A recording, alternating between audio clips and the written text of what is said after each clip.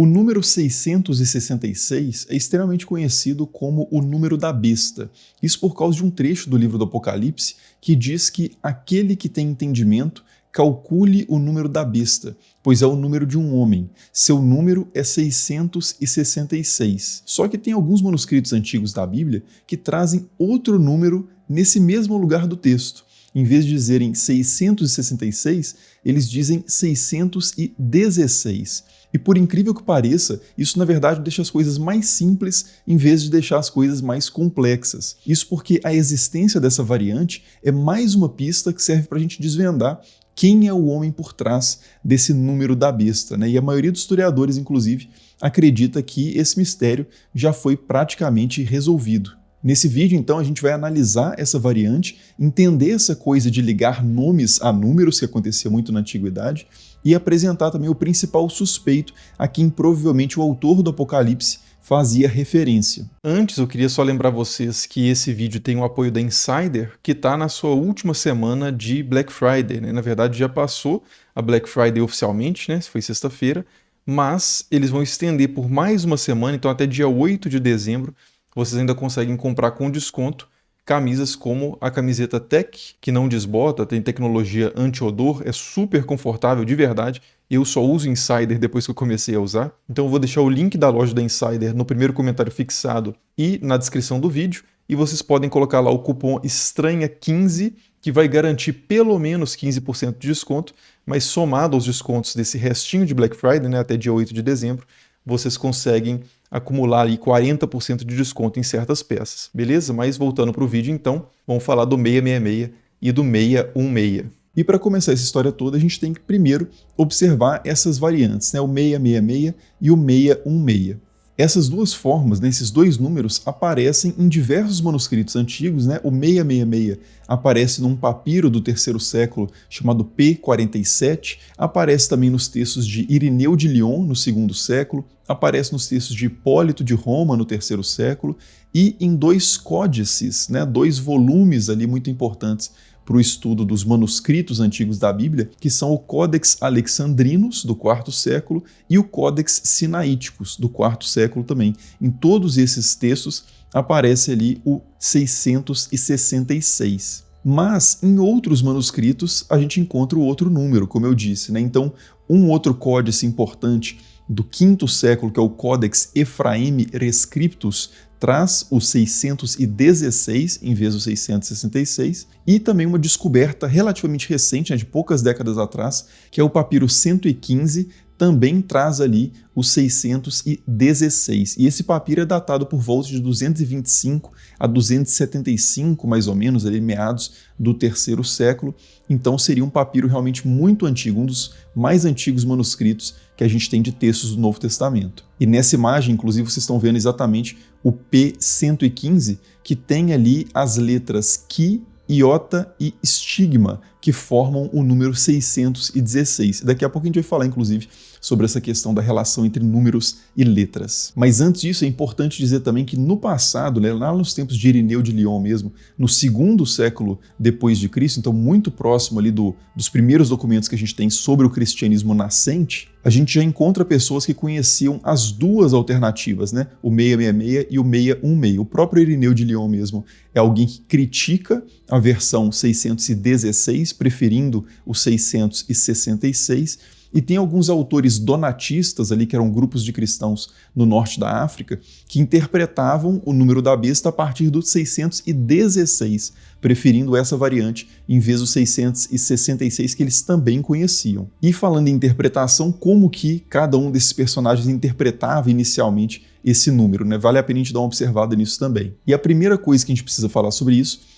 é que as letras, como eu antecipei ali, correspondem a números na escrita do grego e de várias outras línguas antigas. Então, como que você escreve um número no hebraico, por exemplo, ou no grego, como no caso aí do Novo Testamento? E como você não tem numerais, hoje a gente tem, né, o numeral 1, 2, 3, que é totalmente diferente de letras. Mas naquele contexto, você utilizaria uma letra para significar um número, essa era uma possibilidade, então você tinha um sistema de equivalências de valor numérico para as letras, ou você poderia também escrever o número por extenso, né? Escrever a palavra que significa o número por extenso. Então, no caso do P515, que eu acabei de mostrar, a gente tem o Ki, iota e estigma. O Ki significa 600, o iota significa 10 e o estigma significa 6, aí você soma e dá 616. Mas a gente também tem no papiro Ephraemi Rescriptus o número por extenso, né? Está escrito exatamente 616 em grego. E no caso do 666, no papiro P47, a gente tem Ki, Xi e estigma, e o Xi vale 60, então a gente teria 666. E os códices alexandrinos e sinaíticos trazem por extenso esse número, né? Escrevem 666. E é interessante a gente observar isso, porque quando a gente fala assim 666, a gente tem o mesmo número 3 vezes, né? Um 6, depois um 6, depois outro 6. No caso dos manuscritos antigos, a gente nunca tem isso, porque quando a gente tem a versão abreviada disso utilizando letras, a gente tem 3 letras diferentes, uma na sequência da outra, e quando a gente tem a palavra por extenso também, a gente tem 3 palavras diferentes, 666, né? Então não é simplesmente 3 6 em sequência. E é importante frisar isso porque quando a gente pensa em 666, é fácil trocar um 6 por um 1 e explicar isso como um erro de copista, por exemplo. O cara trocou simplesmente um número. Mas não é o caso aqui, porque como a gente tem esse registro por extenso, significa que o copista estava entendendo ali o que ele estava copiando, e no caso dele trocar a letra iota pela letra xi, que são letras completamente diferentes, também parece haver algum outro motivo aí para essa confusão, além de um simples deslize, né? Um simples desvio ali de atenção durante a cópia de um manuscrito. Então a gente tem que encontrar uma explicação melhor para a existência dessas variantes que eram, como eu já disse, muito conhecidas na antiguidade, então circulavam ambas bastante, né? Não era uma variante que em um manuscrito o copista errou e ficou desse jeito. Mas beleza, né? Voltando àquela questão de que as letras têm correspondentes numéricos, a partir disso, existia um método de interpretação de textos, sobretudo textos sagrados, que era a chamada gematria. Os judeus utilizavam essa palavra, os gregos falavam em isopsefia, também é uma mesma técnica, que era uma forma de você interpretar um texto considerando o valor numérico das letras, né? Buscando segredos ali escondidos por trás das letras, fazendo somas, cálculos numéricos. E como eu já disse, isso era muito comum tanto entre judeus quanto entre gregos, e a gente tem uma série de exemplos que a gente poderia analisar aqui, e eu vou apresentar alguns porque eles são muito interessantes. Então, por exemplo, a gente tem um grafite, né, uma inscrição ali feita em pedra em Esmirna, no segundo século, cerca do segundo século depois de Cristo, em que a gente encontra a seguinte mensagem, né, como se fosse uma pichação, basicamente, que diz o seguinte: igual quando calculado, Senhor 800, fé 800. O que essa pessoa está fazendo? Ela está mostrando que a palavra Senhor em grego e a palavra fé em grego, ambas têm o mesmo número, né, equivale, se você fizer a soma das letras, você vai encontrar em ambos os casos 800. Isso mostra a relação entre essas duas palavras, Senhor e fé, e isso era provavelmente uma inscrição ali, uma pichação, né, um grafite cristão. Outros exemplos um pouco menos solenes, né, são alguns grafites que a gente também encontra na cidade de Esmirna, encontra alguns parecidos também em Pompeia, mas esses que eu vou trazer aqui de Esmirna dizem o seguinte: eu amo aquela cujo nome é 731. E tem outro que diz: eu amo aquela cujo nome é 1308. Claro que aí essas pessoas não têm nomes numéricos, né? É que se você fizer a soma das letras do nome dessa pessoa, você vai encontrar esses números. Inclusive tem um historiador que encontrou para o caso de 1308 o nome Tiqué, que era um nome muito comum ali na região e provavelmente era o nome da amada pela pessoa que fez esse grafite. E a gente tem também, fora desse contexto de grafites, né, em outros textos mesmo de maior circulação, assim, na forma de manuscritos, a gente tem o caso do Oráculo Sibilinos, que é um texto cristão, judaico ali, de por volta do segundo século, que tem um trecho que diz que o Filho de Deus encarnado, fazendo uma referência a Jesus, claro, tem o nome 888. Que é a soma das letras de Jesus em grego. E para um caso não cristão, que também circulou na forma de manuscritos, a gente tem um autor que é o Suetônio, ali um autor romano do primeiro, segundo século, que diz que os opositores de Nero anunciavam um novo cálculo pelas ruas durante o reinado de Nero, dizendo que o cálculo de Nero, né, a soma das letras de Nero, era a mesma somatória das letras de matou a mãe, fazendo referência a esse ato pelo qual o Nero era conhecido e desprezado na sociedade romana durante o seu próprio tempo. E atenção à figura do Nero aí, porque ela vai aparecer bastante aqui daqui a pouco. Mas antes, vamos ver agora especificamente o caso dos cálculos que autores antigos fizeram em relação ao número 616 e 666, buscando a interpretação desse texto do Apocalipse. No caso dos autores donatistas, que eu falei agora há pouco, a gente tem um dos cálculos que diz o seguinte, que anticristos, as letras da palavra anticristos, somam 154, e quando você multiplica isso pelo número de letras na palavra Nero, no nome Nero, que são 4 letras, você vai encontrar 616, 154 vezes 4. E outra interpretação que a gente encontra em outro texto donatista, também do mesmo período, é que 616, que é descrito lá no livro do Apocalipse como o número de um homem, seria uma referência ao Filho do Homem, Jesus, cujo título era Christos, e a primeira, a última e a letra intermediária de Christos em grego seria o Chi, Iota e Sigma.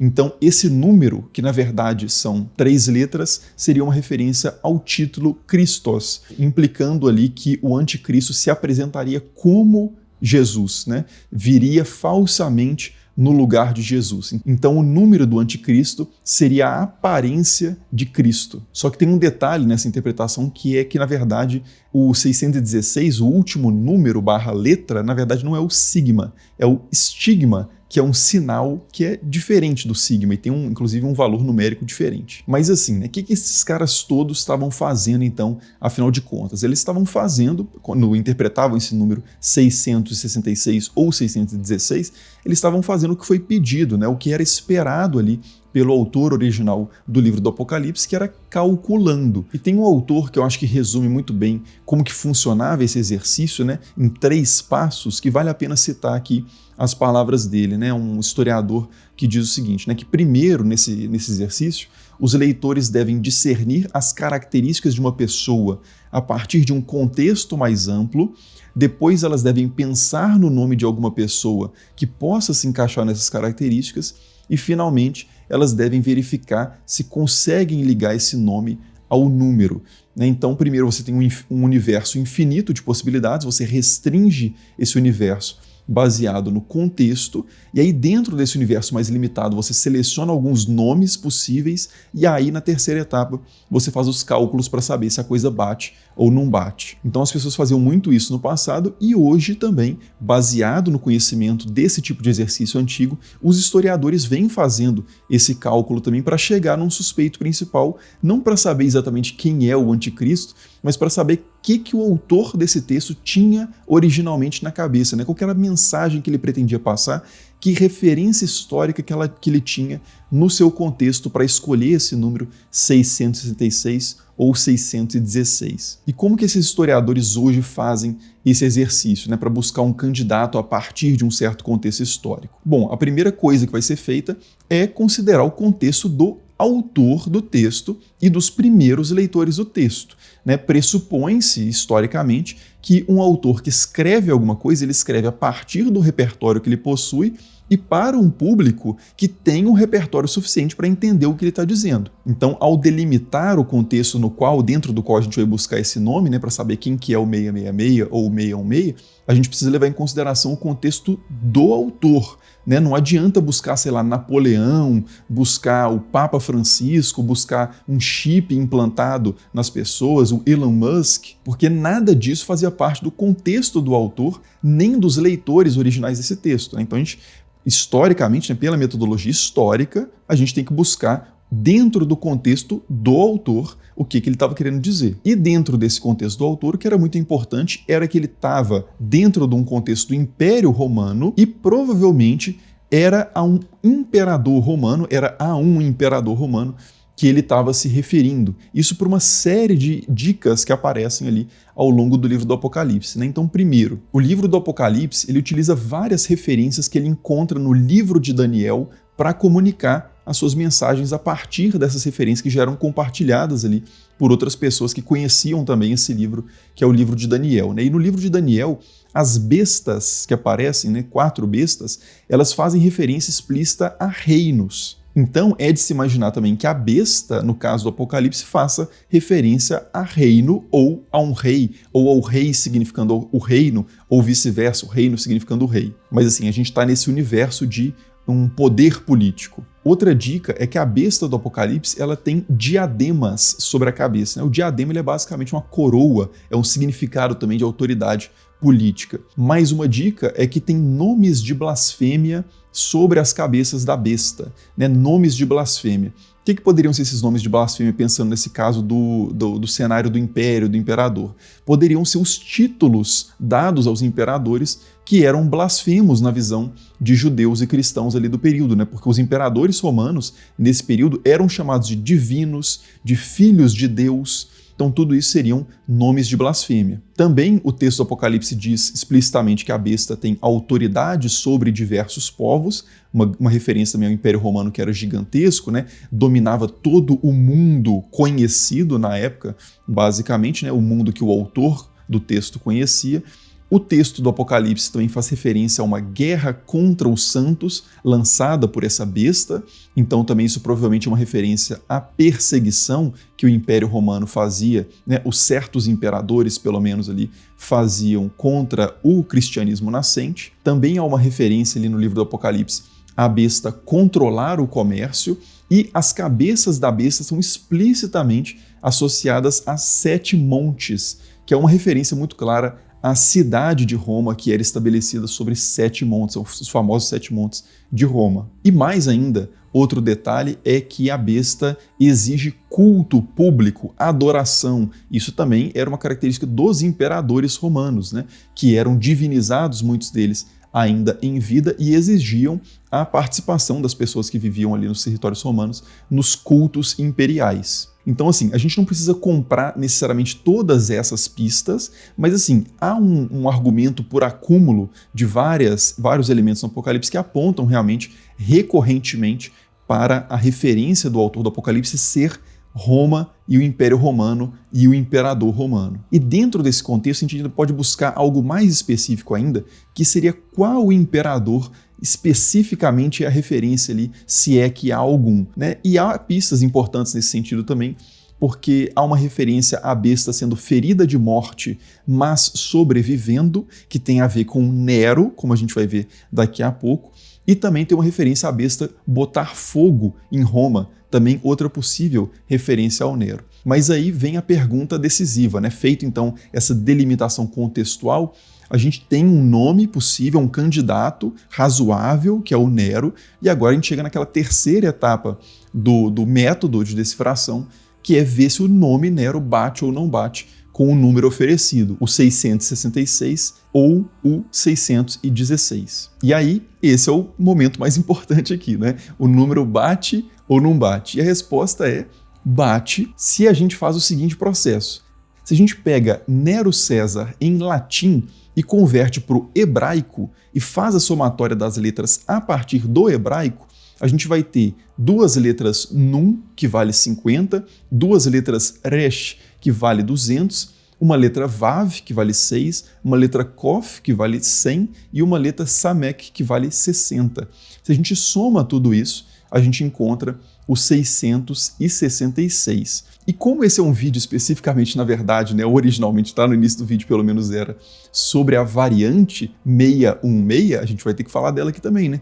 Nero bate com o 616? Bate também, porque o nome Nero César pode ser transliterado, né, pode ser mudado das letras do latim para o hebraico, para gerar o 666, mas se você parte do nome em latim Neron, que é uma forma mais longa desse nome que a gente encontra em textos, a gente vai encontrar o 666, mas se a gente parte da forma Nero, que é uma forma curta que a gente também encontra em textos do período, a gente teria um num a menos ali no hebraico, e o num vale 50. Então a gente teria o número 616. Então, as 2 grafias que a gente conhece de Nero César no latim passadas para o hebraico, uma delas gera o 666 e outra gera o 616. Então, assim, é realmente muito forte o argumento de que o número 666, o número da besta, ou o número 616, são referências ao imperador Nero. Só que tem algumas objeções que podem ser feitas aí, são objeções importantes que devem ser consideradas, né? Porque uma delas talvez já esteja aí na sua cabeça, vai ser a terceira que a gente vai considerar aqui, é que Nero estava morto já quando o Apocalipse foi escrito. Então, por que fazer essa referência ao Nero? Mas a gente vai chegar lá. Primeiro, outras duas objeções interessantes. A primeira objeção seria essa questão de transliterar do latim para o hebraico, sobretudo num mundo de língua grega, né? A língua dominante ali era o grego, tanto é que o Novo Testamento e o livro do Apocalipse, inclusive, vai ser escrito em grego, então talvez pareça meio estranho assim, um autor que está escrevendo em grego usar o nome do latim, passar o nome do latim para o hebraico, né? Será que isso é realmente muito estranho, muito inusitado?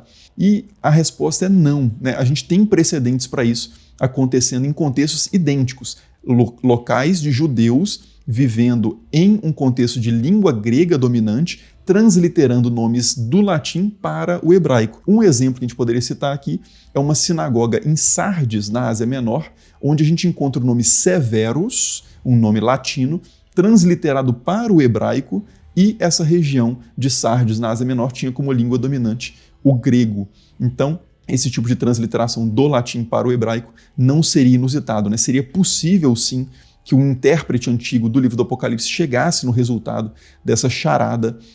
Não seria impossível, não, né? Esse método não seria forçado demais que ninguém conseguiria chegar no número. Dava para chegar, sim. Mas uma segunda objeção, também relacionada a essa questão da transliteração, é que a palavra César, nesse título romano, latino, César, quando transliterado para o hebraico no Talmud, que é uma coleção de textos muito importante ali do período rabínico, judaico, ela tem um iod a mais do que a forma que a gente está usando para fazer os cálculos aqui, que dão os 616 e os 666. Então, caso a gente considerasse essa forma de transliterar César do latim para o hebraico, a gente teria um iod a mais e a soma seria 626 ou 676, né? Porque o iod vale 10. Mas essa objeção também é facilmente vencida ali quando a gente encontra diversas evidências mais antigas, inclusive, do que o Talmud, que trazem a palavra César sem o iod, a palavra César transliterada para o hebraico,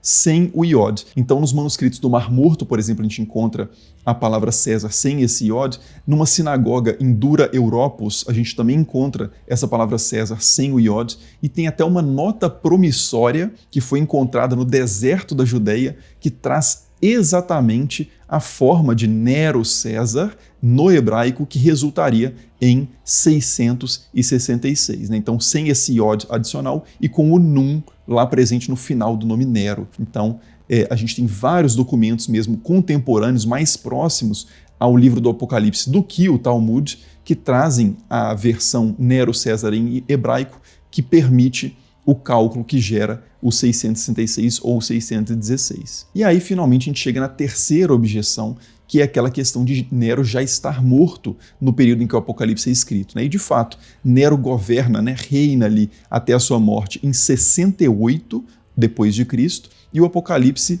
provavelmente foi escrito ali, não se tem certeza, mas provavelmente foi escrito ali entre 80 e 100, mais ou menos, depois de Cristo. De qualquer forma, seria posterior a Nero. E aí, como é que a gente poderia explicar isso? Se o Apocalipse está falando ali do futuro, de uma besta que há de vir, né, isso teria que estar depois dele. Se ele está escrevendo sobre alguém antes dele, não faz sentido. Bom, na verdade faz sentido sim. Uma primeira forma de fazer sentido disso, a partir da documentação histórica, do conhecimento histórico que a gente tem a respeito desse período, é considerando uma crença, né, uma lenda, de certa forma, que é a lenda do Nero Redivivus, que se dá de diferentes formas, é apresentada de diferentes formas. A primeira delas é que Nero teria sido ferido de morte em 68, mas ele teria sobrevivido e se escondido ali na Ásia Menor, e onde ele estaria se preparando para voltar e retomar o poder. E a gente encontra esse tema em Tácito, Suetônio e outros autores antigos, né, que não acreditavam nisso, mas eles registram essa crença popular que era muito difundida no período. E tem outra versão dessa lenda do Nero Redivivus que é mais tardia, que já não esperava que Nero tinha sobrevivido e voltaria, mas achava que Nero realmente tinha morrido, mas que ele voltaria à vida e exerceria o seu poder novamente sobre a Terra, né? Isso a gente encontra em autores como Comodiano e Sulpício Severo, né? São autores que acreditam que Nero, de alguma forma, talvez reencarnando em algum imperador, ou algum imperador, de certa forma, imitando a forma como Nero governava, traria de volta esse Nero, seja o Nero propriamente a pessoa de Nero, ou um princípio, uma forma de governo, uma forma de maldade da qual Nero era o principal símbolo. Então tem essas diferentes leituras, também essas diferentes articulações da ideia do Nero redivivus que circulavam durante o período em que o Apocalipse foi escrito. E essa é a coisa mais importante, porque, de novo, se a gente está trabalhando com história, a gente tem que considerar o contexto no qual o autor escreveu e no qual as pessoas que leram esse texto deveriam estar prontas para entender esse texto, viveram. Então, uma hipótese é essa, né, que o Apocalipse ele compartilhasse de alguma forma dessa crença na ideia de Nero redivivus, ou talvez que ele utilizasse a figura de Nero, não como Nero pessoalmente, mas como um símbolo, né, como uma coagulação simbólica, como diz um autor, que eu já trouxe aqui num outro vídeo que a gente discutiu esse tema, que seria mais ou menos como você pegar Hitler para representar a maldade total, ou pegar um Napoleão como um símbolo de megalomania, né, de poder exagerado.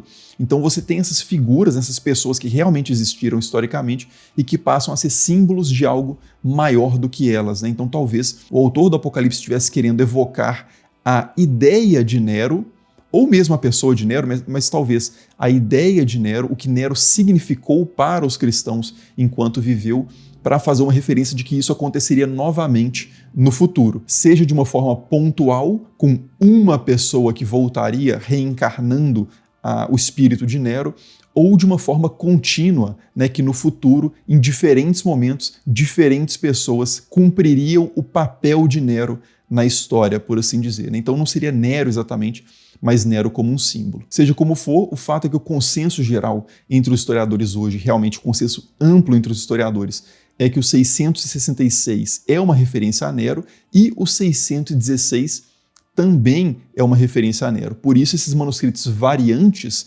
são variantes só na superfície, mas na verdade dizem exatamente a mesma coisa, né? E caso você queira saber um pouco mais sobre esse imaginário a respeito do Anticristo e do Nero redivivus, eu vou deixar linkado aí os vídeos do Anticristo de cada século que eu já fiz aqui no canal e um mais antigo lá dos primórdios do canal que eu fiz falando sobre especificamente a questão do Nero redivivus. Mas por enquanto é só, as referências como sempre vão estar aí na descrição do vídeo e é isso. Muito obrigado por assistir e até o próximo.